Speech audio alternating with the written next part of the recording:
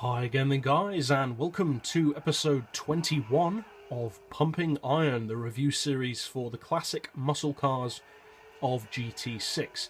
And in this episode we're featuring a car which is pretty much just a borderline classic.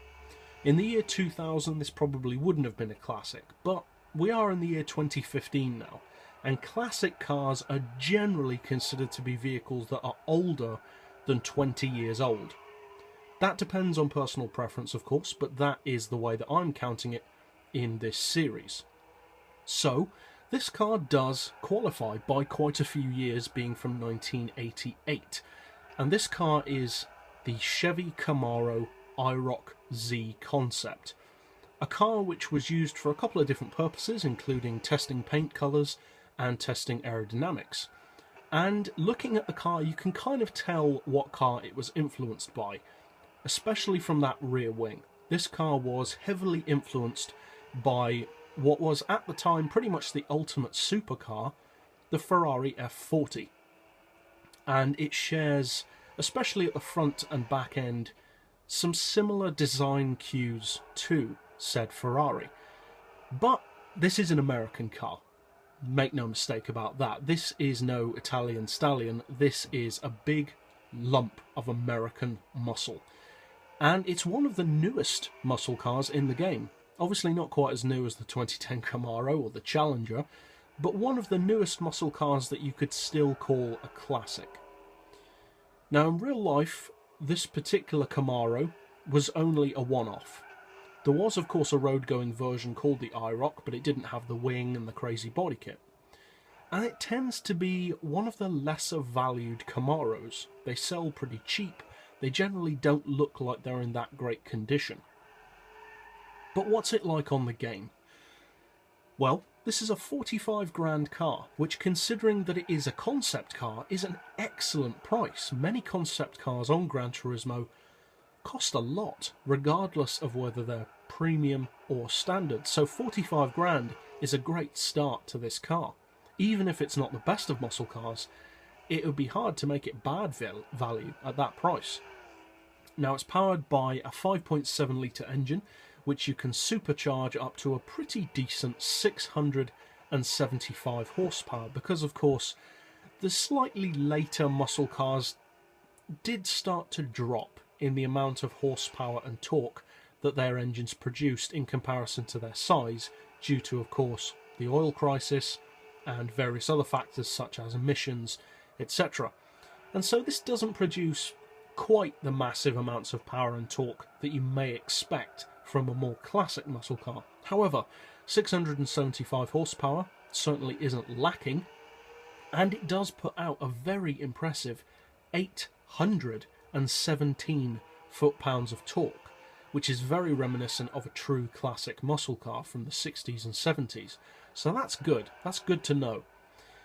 Compound that with the fact that this is also a very, very lightweight muscle car. It weighs a fraction over 1,200 kilos.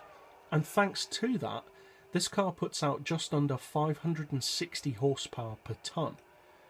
And that's super sports car territory. So pretty impressive for a muscle car. What about in terms of actual performance though? Because with muscle cars, sometimes they can turn out to be pretty good, sometimes you kind of wonder what they do with all that power. They don't really deliver on it.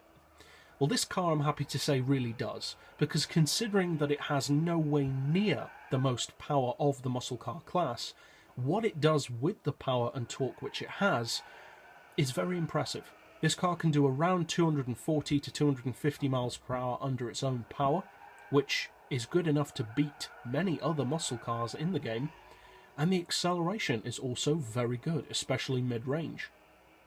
Now as far as handling, which is the biggest iffy point when it comes to muscle cars, some can be outstandingly good, others not so much, to say the least. This car is pretty good, I would say. It doesn't actually handle quite as well as some of the more classic muscle cars, but that's not too surprising, because at the end of the day this is a concept car, and concept cars, although good to look at, don't generally have the tried and tested development of a road car. So the fact that this handles and performs as well as it does is actually pretty impressive. You know, I don't use this car all that much, to be completely honest. I'm not a huge fan of this generation of the Camaro.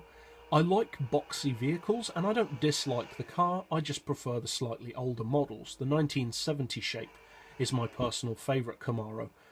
This car, though, can certainly go toe-to-toe with pretty much any other muscle car around the track, up to and including vehicles like the Red Devil or the Oldsmobile, and in some cases it can actually beat muscle cars with more on-paper performance and power. And again, for that 45 grand price, it's a good deal. As I said, it has a very strong top speed for a muscle car. The handling, I would say, is on par with most of the other 80s cars of its size in the game. I would say it's not particularly outstanding for handling. It's okay. The main downside to the car, I would say, is its brakes. They're okay, but they're not the most powerful. Considering you're trying to rein in 800 pound-feet of torque and almost 700 horsepower, you need the brakes to be supporting you, and they're not quite as powerful as I would have liked in this car, but that's pretty much the only strike against it. Apart from that, it's a perfectly worthy muscle car of your money, and it's an interesting alternative because not that many people use this car. So, that's it for this episode. I'll see you guys next time, and as always, thanks for watching.